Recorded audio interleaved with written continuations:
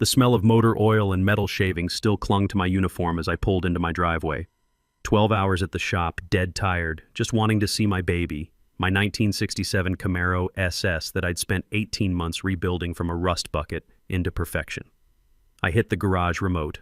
The door groaned open, revealing chrome that could blind you and paint so deep you could swim in it. That's when my world exploded. "Thief! Someone call 911, he stole my car!" My HOA president neighbor Brenda came charging across the lawn like a rabid pit bull, cell phone already pressed to her ear. "Yes, there's a black man stealing my car right this second. Send everyone." Police sirens were already wailing in the distance. She'd called before even confronting me. I'm standing in my own driveway, holding my own keys, looking at my own car, about to be arrested for theft. What would you do if your neighbor weaponized the police against you in your own driveway? Drop a flag emoji. Where are you watching from? Let's see how far this insanity travels. My name's Marcus, and I'm a third-generation mechanic. My grandfather taught my father taught me, and we've been keeping cars running in this town for 60 years. When my divorce finalized last spring, thanks to my ex-wife's sudden discovery that grease under fingernails isn't sexy, I used what little I had left to buy a modest house in Willowbrook Estates. Middle-class HOA community where the lawns are perfect, the mailboxes match, and everyone minds their own damn business. Or so the real estate agent promised. The Camaro wasn't some midlife crisis purchase. I found her at an estate sale 18 months ago, a rusted-out corpse that most people would have hauled to the scrapyard for $30. But underneath all that decay, I saw pure American muscle waiting to breathe again. $3,200 later, she was mine. Every weekend for a year and a half became my personal resurrection project. New 350 small block, rebuilt turbo 400 transmission, complete suspension overhaul. The paint job alone took 4 months of sanding, priming, and wet sanding until the Hugger orange finish could blind low-flying aircraft. I documented every bolt, every gasket, every drop of sweat with photos for insurance purposes. Kept every receipt in a 3-ring binder thicker than a phone book. The smell of fresh primer and metal shavings became my Saturday morning cologne. Coffee growing cold on my workbench while I lost myself in the meditation of mechanical perfection. Enter Brenda Wilson, the human embodiment of a homeowners association fever dream. Brenda moved to Willowbrook 5 years ago and immediately appointed herself queen of everything. Real estate agent who drives a white BMW that gets detailed more often than most people shower. Manicured nails that have never touched actual work. Highlighted hair that defies gravity, and a smile that could freeze anti-freeze. She'd been HOA president for 3 years running, unopposed because nobody else wanted to volunteer for neighborhood Gestapo duty. Her specialty was weaponizing paperwork. Trash cans left out 12 minutes past pickup, fence posts measuring 2 1/8 inches instead of regulation 2 inches, mailbox fonts that weren't Willowbrook approved. The woman once cited me for grass that allegedly exceeded the 2.5-inch maximum, showed up with an actual ruler. "Just maintaining community standards," she'd said with that synthetic smile. 2 weeks before the garage door incident, she'd marched over while I was bleeding brake lines. The screech of my impact wrench apparently offended her delicate sensibilities. "Excuse me, but there's a noise ordinance. No power tools after 6 p.m.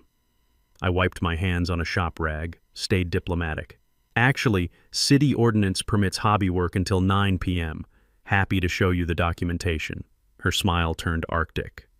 "Well, we'll see about that. This kind of industrial activity affects property values." The way she said industrial activity, like I was running a meth lab instead of restoring American history. The day everything exploded started with Brenda's monthly pool party extravaganza. Saturday morning, her backyard filled with neighborhood wives sipping mimosas and pretending to care about each other's vacation photos. I could hear the artificial laughter through my garage walls.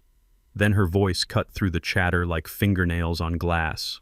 "Oh, that's my new Camaro. Just bought it from a classic car dealer in Phoenix. $45,000, but totally worth it. They're shipping it next week." My socket wrench clattered to the concrete floor. She was showing people photos on her phone, photos of a car identical to mine, basking in their impressed coups like she'd personally invented the combustion engine. That afternoon, needing brake fluid, I fired up my baby and backed out slowly. The 350's rumble echoed off the houses like mechanical thunder, deep and primal and absolutely gorgeous. When I returned an hour later, Brenda stood in her driveway like a statue of suburban rage, arms crossed, face flushed, staring at my car with the intensity of a hawk watching a field mouse. I nodded politely. She didn't respond, just kept boring holes through my Camaro with those predator eyes.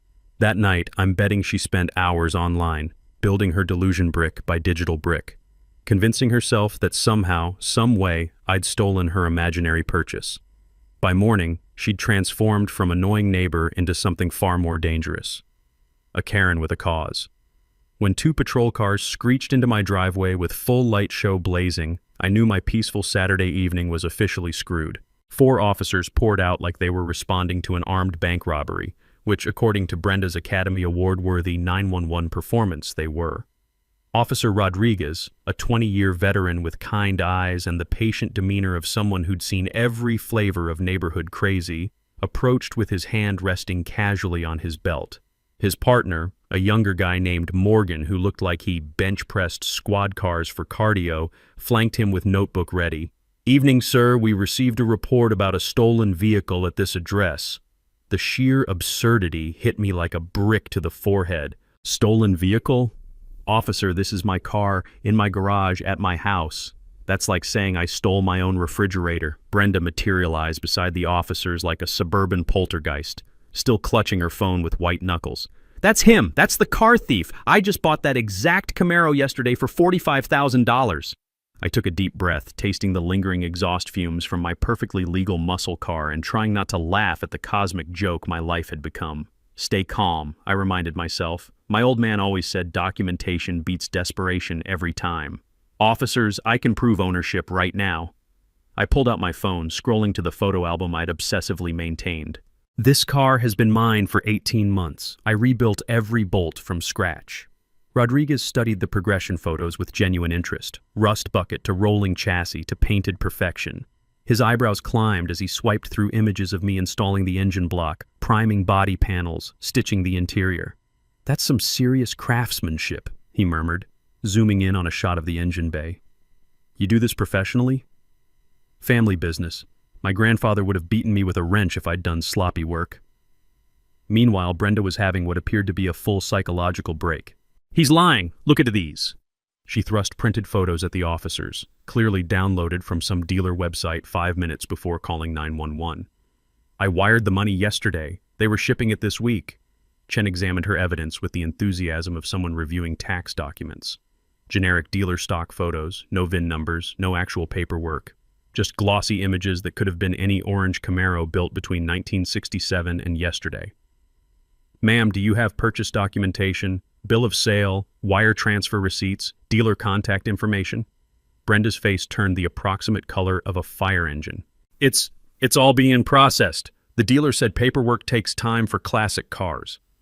While she improvised her explanation, I was digging through my garage workbench like an automotive archaeologist, 3-ring binder organized by date containing the complete genealogy of my mechanical baby. "Here's my DMV registration," I said, handing Rodriguez the holy grail of vehicle ownership. 18 months old, my name, this address, matching VIN. His flashlight beam danced across the official state document. Everything aligned perfectly. Numbers, dates, signatures, the works. Insurance policy, too. I flipped to the next plastic sleeve.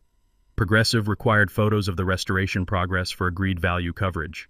Chen was scribbling notes, occasionally glancing at Brenda's increasingly creative explanations. The woman was unraveling faster than a clearance sweater, and I was starting to feel almost sorry for her.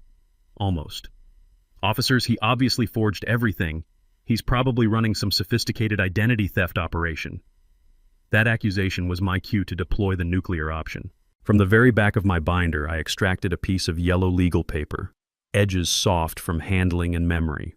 Written in the shaky cursive of a 93-year-old widow, 1967 Chevrolet Camaro, condition as is, extensive rust damage throughout, $3,200 cash. Buyer assumes all responsibility. Below that, a signature that belonged in a museum. Eleanor Hutchinson, estate sale, followed by a phone number and date from 18 months ago. Rodriguez examined the handwritten bill of sale like he'd discovered buried treasure. "This is the original purchase document?" Eleanor was selling her late husband's project cars. Sweetest lady you'd ever meet. Made me promise to bring the car back for her to see when I finished. The silence that followed was so complete I could hear my neighbor's sprinkler system 3 houses down. Chen closed his notebook with the finality of a judge's gavel. "Ma'am, this gentleman has clear chain of ownership documentation spanning over a year. Your evidence appears to be internet printouts." Rodriguez's tone shifted to that special register cops reserve for people having public meltdowns. "Ma'am, I need to inform you that filing a false police report is a misdemeanor offense in this state. My dad was a prosecutor for 30 years, and I've seen people get real jail time for knowingly providing false information to law enforcement." The color drained from Brenda's face like someone had opened a valve. There must be some terrible mistake. The stress of car shopping, you know how confusing these things can be." But her eyes told a different story. As the officers prepared to leave, I caught her staring at me through her living room window with the cold calculation of a chess master planning her next move. This wasn't over. This was just round one. Monday morning slapped me awake with the subtlety of a diesel engine backfiring. I'm stumbling to my mailbox in yesterday's work clothes, coffee mug steaming in the crisp air, when I spot the official HOA violation notice tucked inside like a venomous snake. Notice of covenant violation, unauthorized commercial vehicle storage. The citation claimed my work van, a perfectly ordinary Ford Transit with Rodriguez Family Auto painted on the side, violated community standards. $200 fine, 48-hour compliance deadline. At the bottom, Brenda's signature flourished like she'd just signed my death warrant. Through my kitchen window, I watched her power walk past my driveway, shooting glances at my van like it was parked on her grandmother's grave. Her morning jog route had mysteriously expanded to include 17 passes by my house. I counted. Here's what most homeowners don't realize about HOA covenants. They're actual legal contracts, not suggestions written by suburban dictators having midlife crises. My divorce lawyer taught me that everything has a paper trail, and paper trails don't lie. I spent my lunch break at the county courthouse digging through public records like an automotive archaeologist. What I discovered was better than finding a winning lottery ticket in my back pocket. My van, purchased in 2017, 3 years before Willowbrook enacted their commercial vehicle restrictions in 2020. Any vehicles owned before rule changes are automatically grandfathered in, protected by law from retroactive enforcement. Brenda could complain until her vocal cords snapped, but she had zero legal authority. I drafted a response that would have made my old man proud, attached copies of my purchase documentation, and hand-delivered it to the HOA management office. The receptionist's eyes widened as she read my rebuttal, probably calculating how much trouble her starboard member had just bought herself. "Oh dear," she whispered, like she was watching a car accident in slow motion. "Mrs. Wilson isn't going to appreciate this development." She had that right. By Wednesday, my mailbox had become Brenda's personal complaint distribution center. 3 more violation notices materialized like bad magic. Alleged oil stains on my driveway. I power wash monthly with the dedication of a monk. Excessive automotive odors from my garage. Apparently the honest smell of WD-40 and determination offended her delicate suburban sensibilities. And noise violations during perfectly legal hours. The woman was carpet bombing me with paperwork, hoping something would stick long enough to cause damage. That's when I made the smartest investment of this entire war. I went full Big Brother on my own property. 4 high-definition security cameras, strategically positioned, all recording to cloud storage with night vision that could spot a mosquito landing on my mailbox. The footage revealed Brenda's new hobby, property line surveillance. Every morning she'd patrol our shared fence with her iPhone, taking photos, measuring distances with a collapsible yardstick that probably cost more than my monthly grocery budget. The woman had turned neighbor watching into an Olympic sport. Thursday evening brought the nuclear option, an emergency board meeting to address my ongoing violations. The notice appeared in my mailbox at 4 p.m. for a 7 p.m. meeting, barely legal notification designed to prevent anyone from mounting an actual defense. I showed up at the community center expecting a kangaroo court and found something worse. 3 middle-aged women sitting around a conference table like they were planning a church fundraiser. Brenda, her nervous Lieutenant Clara, who apologized for breathing too loudly, and Janet, whose primary qualification appeared to be nodding enthusiastically at everything Brenda said. "Where's the rest of the board?" I asked, claiming a chair across from this improvised tribunal. Brenda's smile could have preserved meat for winter. "This is quite sufficient for tonight's business. We're implementing an emergency ban on all automotive repair activities, effective immediately. Past violations carry a $500 fine." I pulled out my phone and opened the HOA bylaws I'd memorized that afternoon. Knowledge is power, but applied knowledge is a tactical nuclear weapon. Fascinating theory, but Section 4.3 requires 7 days advance notice for voting matters. I scrolled through the document like I was reading a restaurant menu. And Section 4.7 mandates a quorum of 5 board members for official votes. I looked around the pathetically empty room. I count 3 people, which gives this meeting all the legal authority of a neighborhood book club. Clara's face turned the color of overcooked shrimp. Well, this is just preliminary discussion. And Section 2.9 states that invalid meetings create personal liability for individual board members. I'd done my homework, thanks to 3 hours of legal research and a pot of very strong coffee. Brenda's composure shattered like safety glass. You think you're so smart, don't you? Coming into our neighborhood with your people and your activities? The venom in her voice could have stripped paint. But my old man taught me something valuable about dealing with bullies. Stay calm, stick to facts, let crazy people hang themselves with their own rope. I think I'm a homeowner who reads contracts before signing them, I replied. Novel concept, I know. That's when neighbor Tom appeared in my driveway later, apologetic and slightly embarrassed. Most of us think she's completely lost it, he confided. Want to grab coffee tomorrow? I think it's time we talked.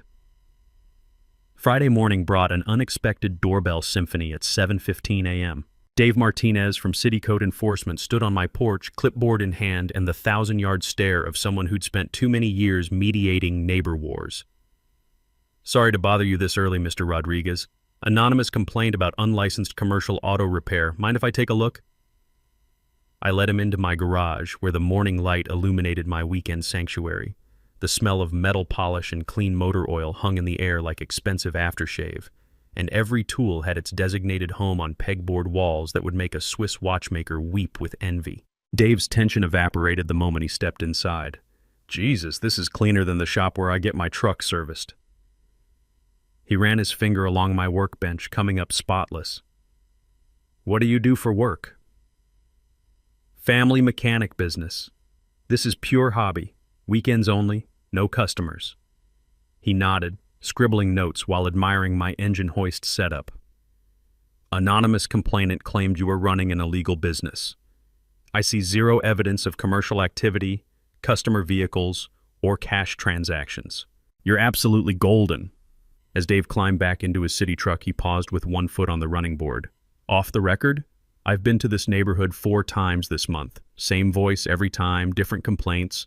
Lady needs a hobby that doesn't involve my department. Brenda's next masterstroke arrived via certified mail, a formal complaint to my homeowner's insurance company. She'd contacted Progressive directly, claiming my garage activities created an unacceptable fire hazard, threatening neighboring properties. The letter demanded immediate inspection or policy cancellation. When my insurance agent Bill showed up Tuesday afternoon, I braced for bureaucratic hell. Instead, I found a kindred spirit who spent the first 10 minutes admiring my Camaro's engine bay like it was the Sistine Chapel. Someone's definitely trying to screw with you, he said, signing his inspection report with a flourish. Your fire safety setup exceeds commercial standards. Half these neighborhood garages are death traps with their propane tanks and extension cord Christmas trees.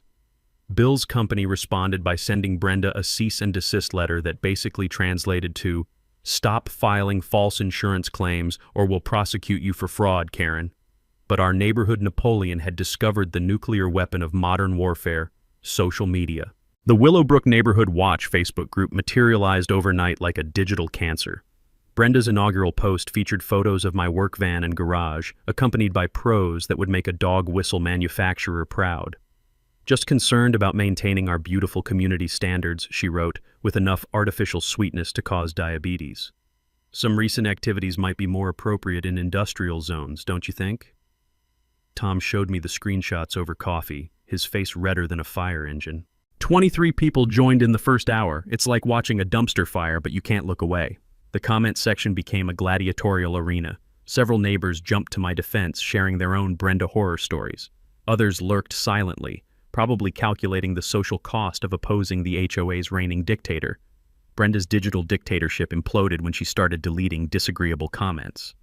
Nothing ignites suburban fury quite like obvious censorship, and soon the group fractured into warring factions debating everything from free speech to property values. Sunday morning brought escalation to my actual property, scattered across my driveway like metallic confetti, 24 roofing nails, strategically positioned to puncture unwary tires. My security cameras captured the 2 a.m. perpetrator, a figure in a dark hoodie moving with the nervous energy of someone committing their first felony. The footage was grainy, but that distinctive quick-step march looked familiar. Brenda walked like she was perpetually late for an argument.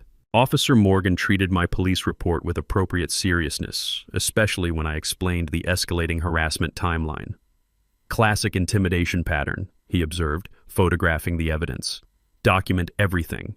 These cases simmer for months, then explode into arrests very quickly.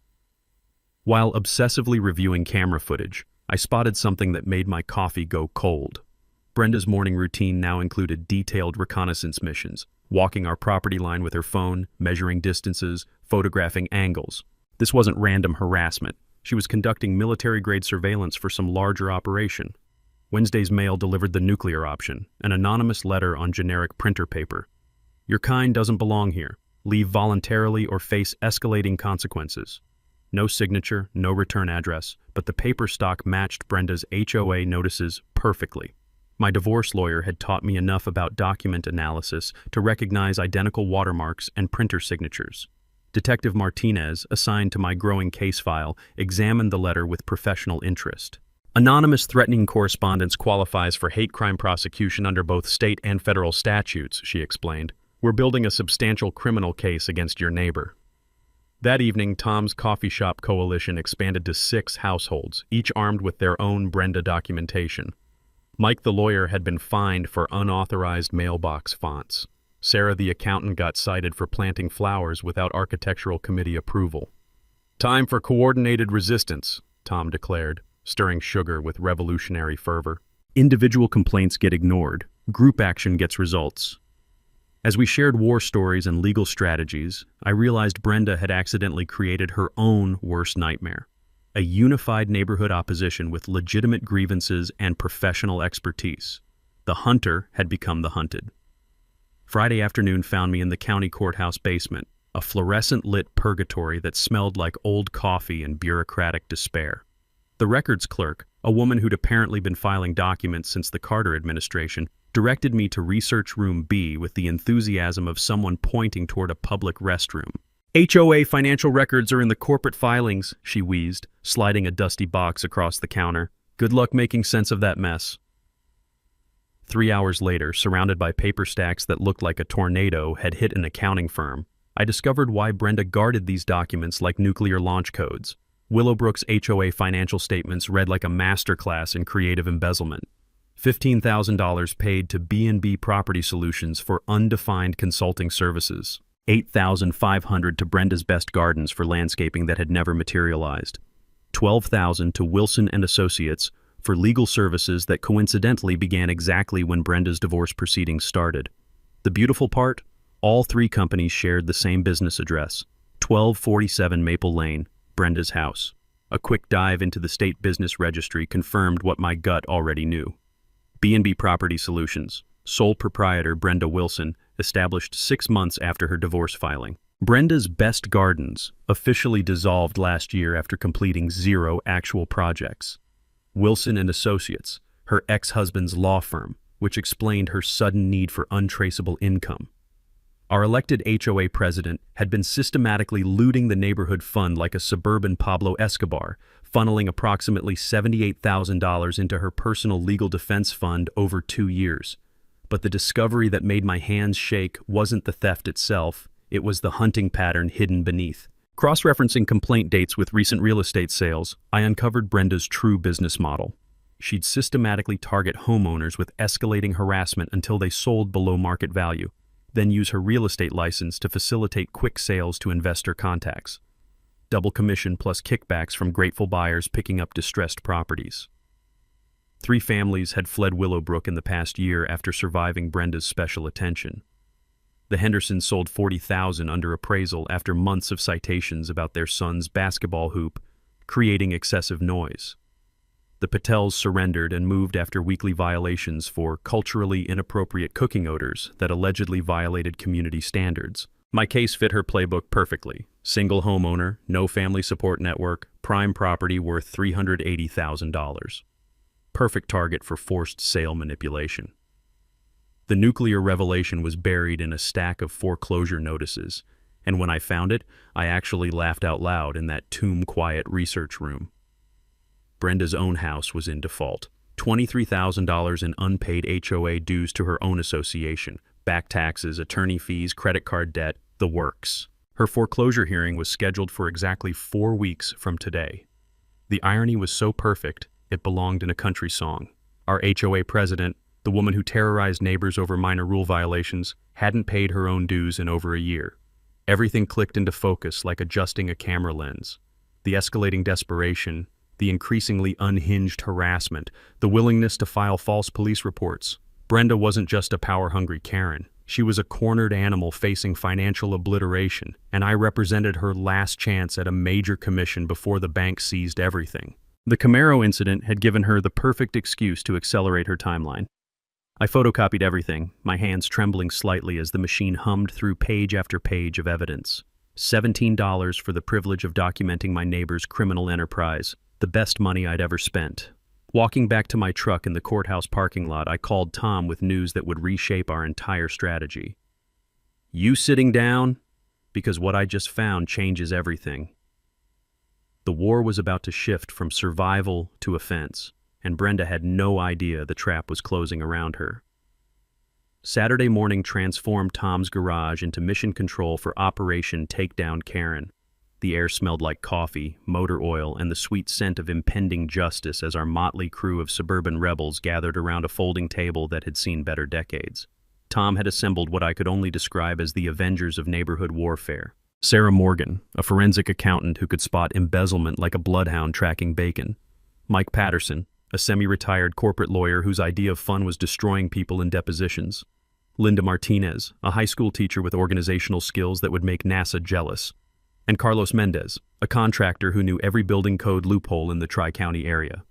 "Jesus Christ on a cracker," Sarah muttered, spreading Brenda's financial records across the table like a CSI investigator examining murder evidence. "This woman's embezzlement technique has all the subtlety of a brick through a window." Mike pushed his reading glasses up his nose, scanning documents with the predatory focus of a shark-smelling blood. 78,000 in fraudulent transactions, paper trail cleaner than my grandmother's kitchen, documented harassment pattern.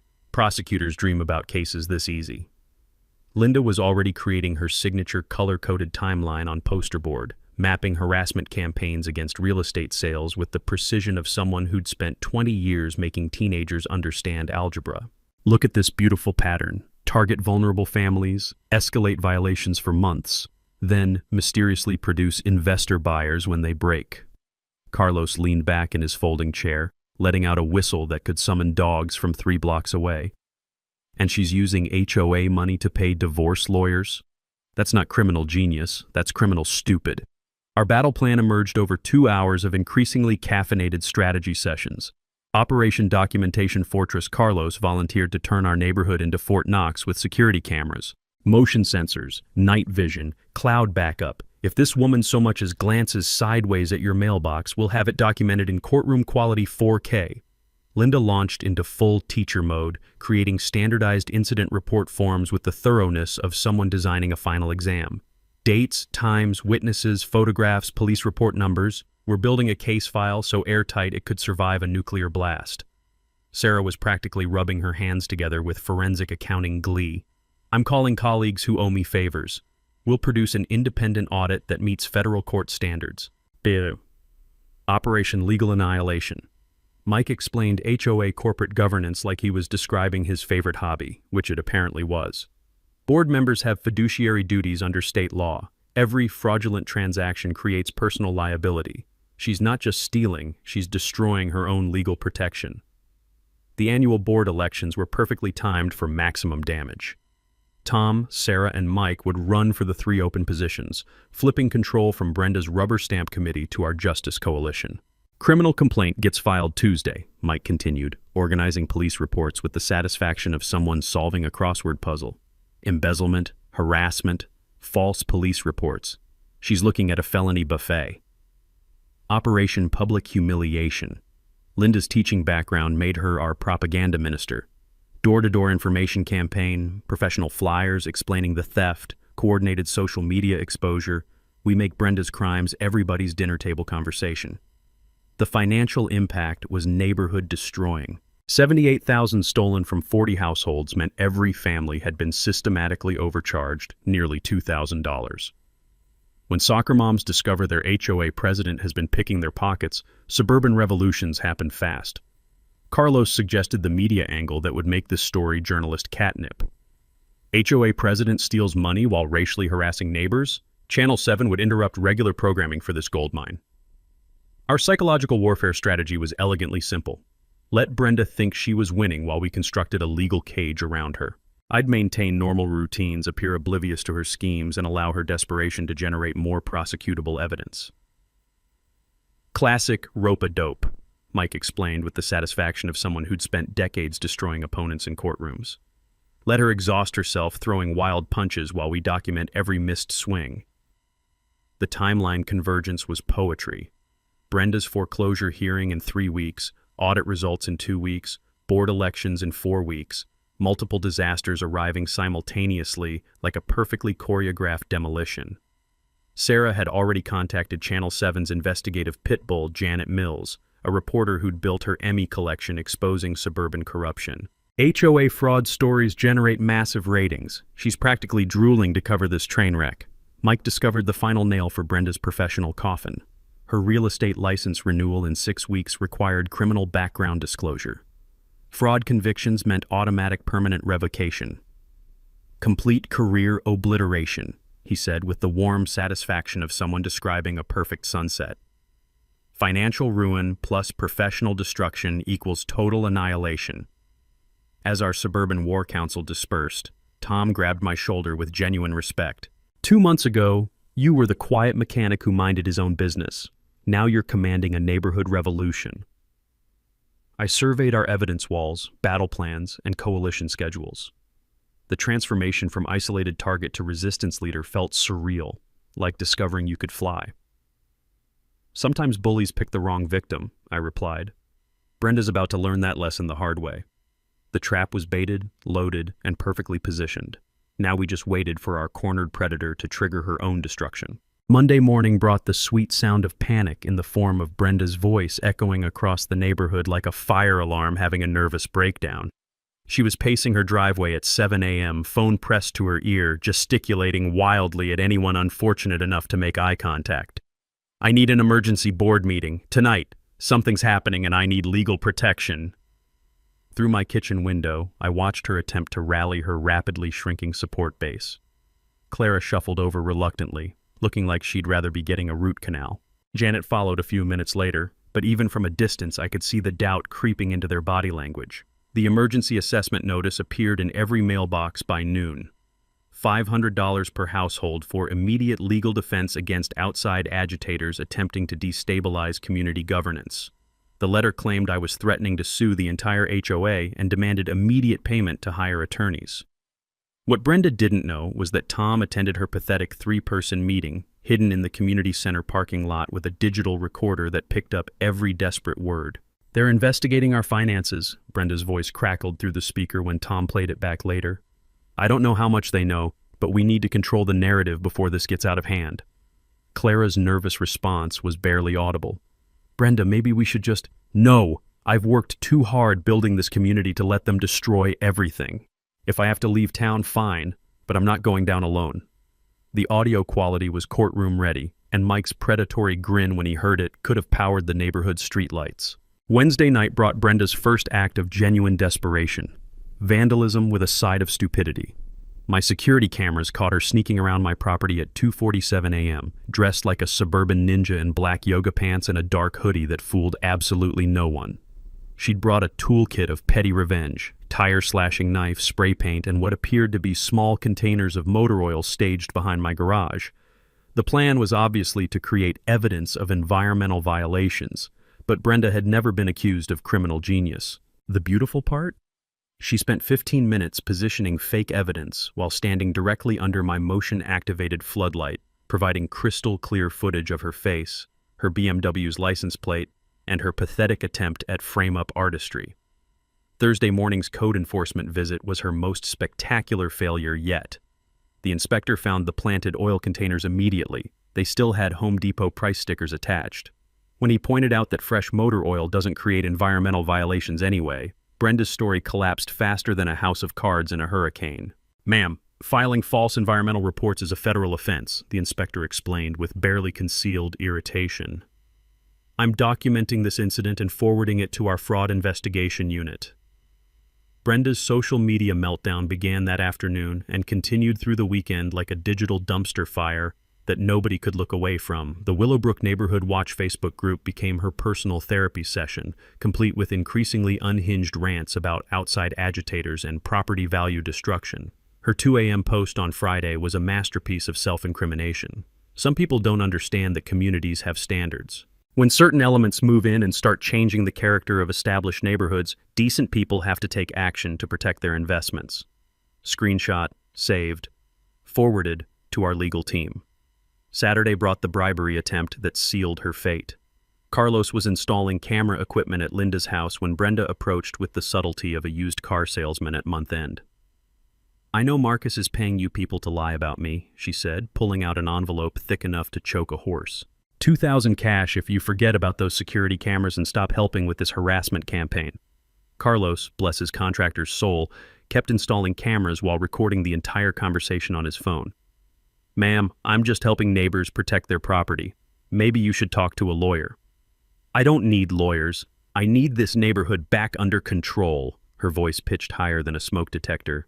"That man has turned everyone against me with his lies and manipulation." The desperation was so thick you could spread it on toast. Brenda was unraveling in real time, and every frantic move was creating more evidence for our growing prosecution file.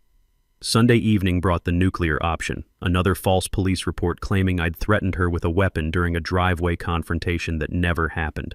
The responding officers found me in my garage, covered in grease, working on a neighbor's transmission with 3 witnesses present. Officer Morgan's patience had officially evaporated. "Ma'am, this is your 4th false report in 2 weeks. You're looking at charges."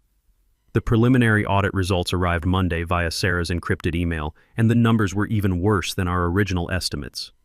Brenda hadn't just stolen $78,000, she'd been systematically overcharging every household for phantom services while pocketing the excess. Total theft, approximately $96,000 over 30 months. Our neighborhood dictator wasn't just broke and desperate.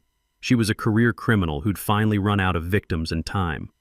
The endgame was accelerating beyond our wildest projections, and Brenda was doing all the work for us. Tuesday night's break-in was the kind of criminal masterpiece that would make the Three Stooges proud. At 2:33 a.m., while normal people were dreaming about vacation destinations and winning lottery numbers, Brenda was living her best burglar life at the HOA management office. The security footage looked like a rejected scene from a heist movie written by someone who'd never actually committed a crime. There was our suburban Napoleon, using a stolen master key with all the stealth of a rhinoceros in tap shoes, frantically feeding documents into an industrial shredder like she was making the world's most expensive confetti. The silent alarm triggered faster than Brenda's common sense had abandoned her, and Officer Rodriguez arrived to find her elbow-deep in evidence destruction, surrounded by paper snow that used to be financial records. "Ma'am, step away from the computer and put your hands where I can see them," Rodriguez commanded, probably wondering how his Tuesday night shift had turned into amateur hour at the crime academy. Brenda's response was pure daytime television gold. "You don't understand. They're destroying everything I've built. This community was perfect before they came." The smell of overheated electronics and desperate sweat filled the office as she was cuffed and read her rights. Watching the footage later, I almost felt sorry for her. Almost. Until I remembered the fake police reports and tire slashing incidents.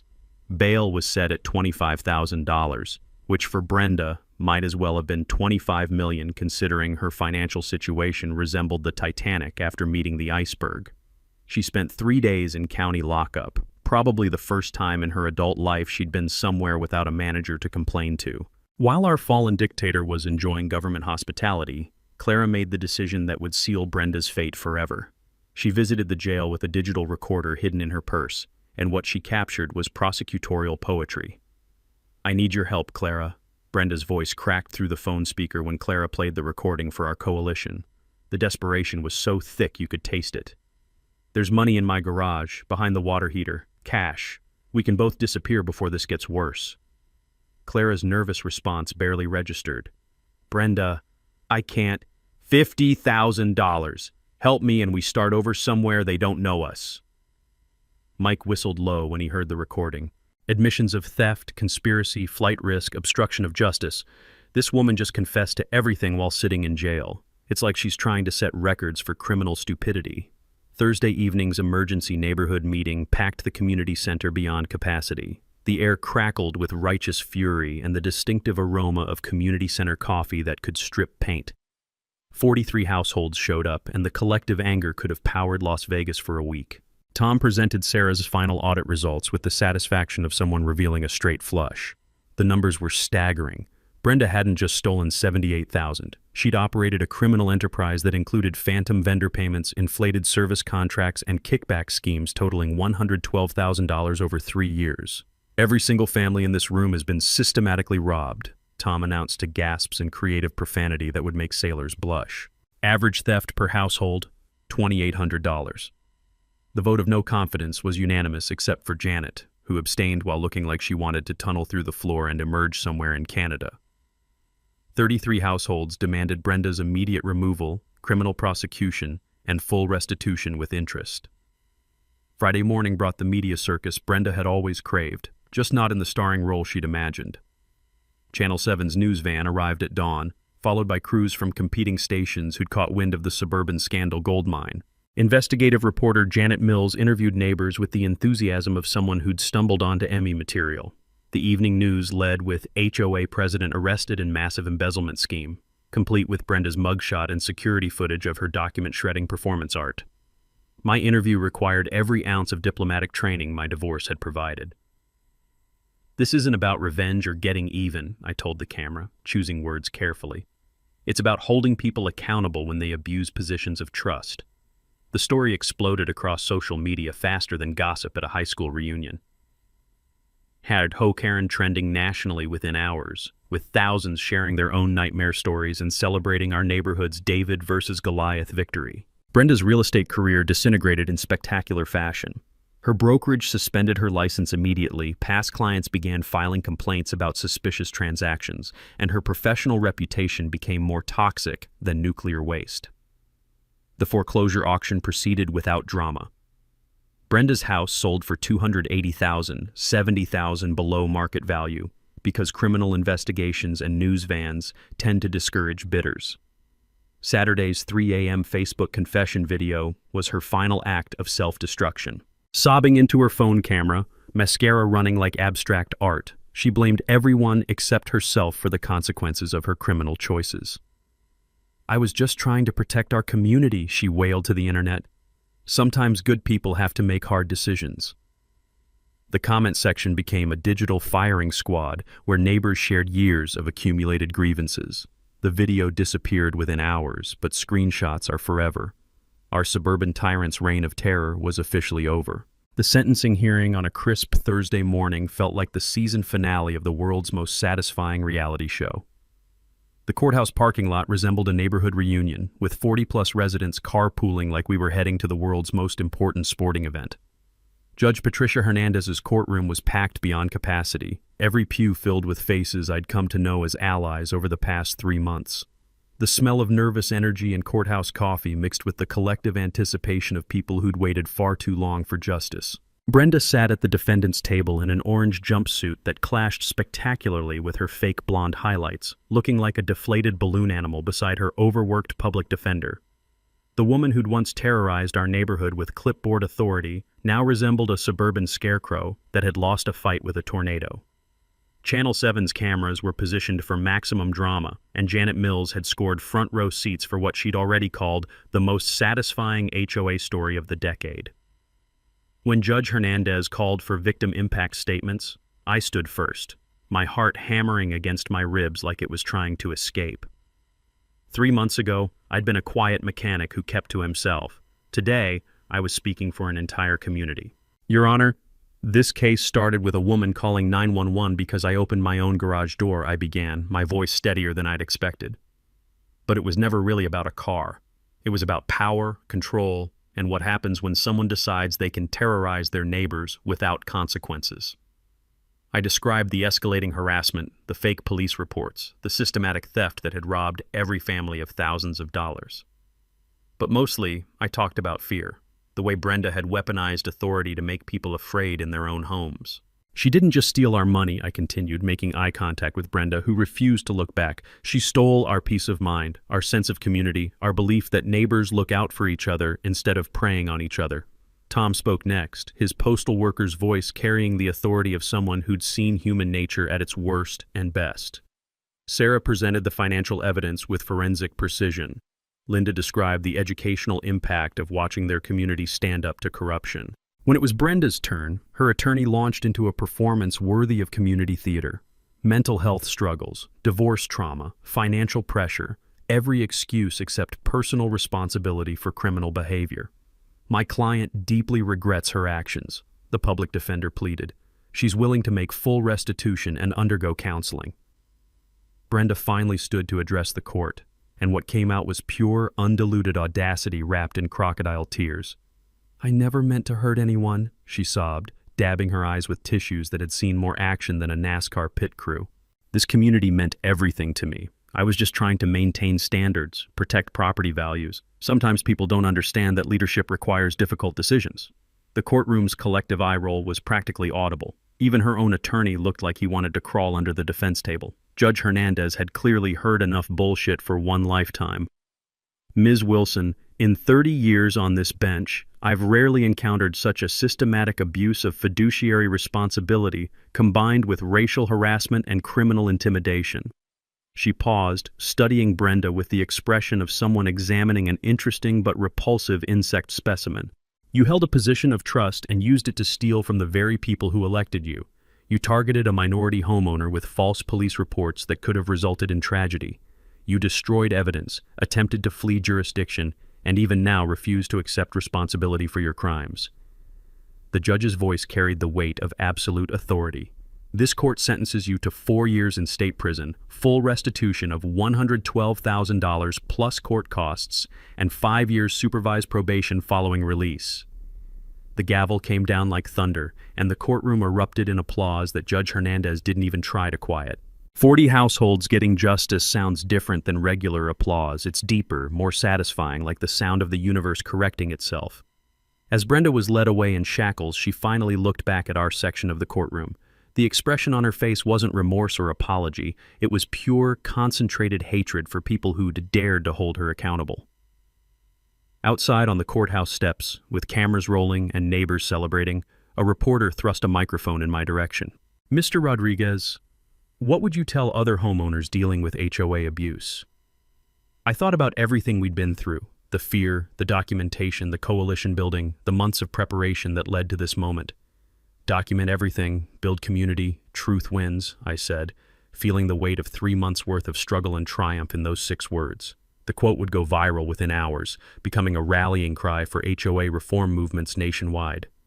But standing there in the sunshine, surrounded by neighbors who'd become family through shared struggle, I realized something profound. We hadn't just defeated a bully. We'd discovered what a real community could accomplish when good people decided to fight back together. The American dream wasn't just about individual success, it was about neighbors protecting neighbors, justice serving everyone equally, and ordinary people becoming extraordinary when circumstances demanded it. 6 months after Brenda's sentencing, Willowbrook Estates had transformed from a suburban police state into something resembling an actual community. The smell of Saturday morning barbecues and the sound of kids playing in yards without fear had replaced the tension that used to hang over our neighborhood like smog. Our new HOA board, Tom as president, Sarah as treasurer, Mike handling legal affairs, implemented radical concepts like transparency and common sense. Monthly financial reports were posted online, board meetings were actually announced in advance, and violation notices required photographic evidence and reasonable timelines. The community garden project that Brenda would have cited into oblivion was now flourishing in the former restricted use area behind the clubhouse. Linda coordinated the planting schedule with the efficiency of someone organizing a military operation, and watching neighbors who'd barely spoken before sharing tomato seedlings was better than any therapy. Property values, ironically, had increased 15% since our dictator's removal. Turns out buyers prefer neighborhoods known for community that defeated corruption over HOA president embezzles money while harassing minorities. Who knew?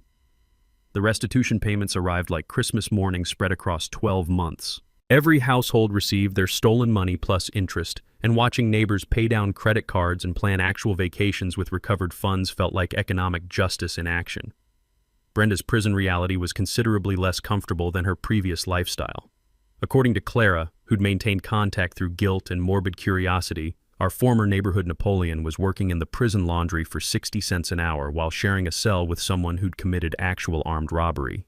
The documentary film students from State University had turned our story into Garage Door Justice, an American Story, which won the regional film festival and got picked up for national distribution. I donated my appearance fees to establish the Willowbrook Automotive Education Scholarship, funded by Brenda's ongoing restitution payments, which felt like poetic justice with a mechanical twist. 3 teenagers had already received scholarships to attend technical college for automotive programs. Watching Diego Martinez, Linda's nephew, graduate from community college with an associate degree in automotive technology was better than any car show trophy I'd ever won. My personal life had evolved in directions I'd never expected. Sarah and I had been dating slowly and carefully for 4 months, bonding over shared experiences of standing up to bullies and discovering that forensic accountants and mechanics had more in common than either profession might expect. The Camaro that started this entire saga was now famous in classic car circles, featured in magazines as the car that defeated an HOA Karen. I'd received offers to sell, but some things aren't for sale, especially vehicles that accidentally became symbols of standing up to institutional racism and suburban tyranny. Every Sunday I still drove to car shows, but now I brought neighbors' kids who were interested in learning about engines, restoration, and the satisfaction of fixing things with your own hands. Teaching Carlos Jr. how to adjust valve clearances while his father watched with pride was worth more than any commission Brenda could have stolen. The legal precedent our case established was being cited in HOA fraud prosecutions across 3 states. Mike had been invited to speak at legal conferences about fiduciary duty violations, and our documentation methods were being taught in community organizing workshops nationwide. State legislature passed the Willowbrook Act, requiring annual financial audits for all HOAs with budgets over $50,000. The bill signing ceremony included photos with the governor, but the real victory was knowing that other neighborhoods wouldn't have to go through what we'd survived. Last month's email from a viewer in Phoenix, another veteran being harassed by his HOA president, reminded me that our story had inspired people facing similar battles across the country. I'd started consulting with other communities pro bono, sharing documentation strategies and coalition-building techniques that had worked for us. The neighborhood block parties were now monthly traditions, with everyone contributing dishes and stories and the kind of genuine friendship that Brenda's rule had made impossible. Watching kids from different families playing together while adults shared grilling tips and home repair advice felt like discovering what suburbs were supposed to be. As I write this, I can hear Tom's lawnmower and smell Linda's weekend baking project drifting through my garage windows. The sounds of a healthy community, productive activity, voluntary cooperation, people choosing to help each other instead of tear each other down. Share your HOA nightmare stories in the comments below. Your documentation and persistence might inspire someone else to fight back against their neighborhood tyrant. And don't forget to subscribe for more stories proving that justice still works when ordinary people refuse to accept extraordinary bullshit. Next week, Karen tries to steal military veteran service dog, learns about federal crimes the hard way. From all of us here at HOA Stories, thanks so much for watching today's HOA Karen Meltdown. If you enjoyed seeing neighbors stand their ground and karma catch up, smash that like button, leave a comment with your thoughts, and subscribe so you won't miss the next HOA drama we bring you.